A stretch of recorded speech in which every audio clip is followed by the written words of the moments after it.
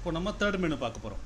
Third menu set signal timing, அதாவது எந்தெந்த வேல எவ்வளோ நேரம் க்ரீன் இருக்குது அப்படின்னு செட் பண்ணுறதுக்காக போகணும். இப்போ வந்து நம்ம 3 ப்ரெஸ் பண்ணுறோம்.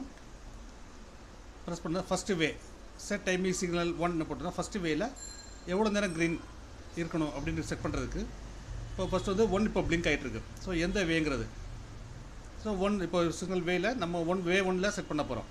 அதை செட் பண்ணிட்டு நெக்ஸ்ட்டு கொடுத்தீங்கன்னா இப்போ அந்த எத்தனை செகண்ட்ஸ்க்கு பிளிங்க் ஆக ஆரம்பிச்சிடும்.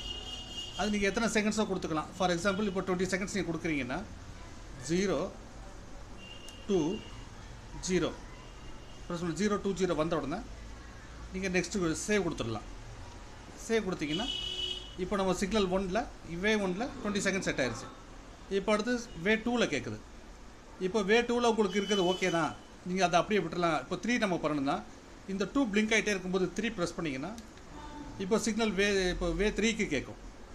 வே 3ல் நீங்கள் எவ்வளவோ அதை செட் பண்ணுறதுக்கு திரும்ப நெக்ஸ்ட்டு ப்ரெஸ் பண்ணி அந்த மினிட்ஸ் அந்த செகண்ட்ஸ் வந்து பிளிங்க் பண்ண வச்சுக்கணும். பிளிங்க் ஆன உடனே நீங்கள் அதை செட் பண்ணலாம். இப்போ சப்போஸ் 45 செகண்ட்ஸ் அப்படின்னா 045 அதை செட் பண்ணிவிட்டு சேவ் கொடுத்துருங்க.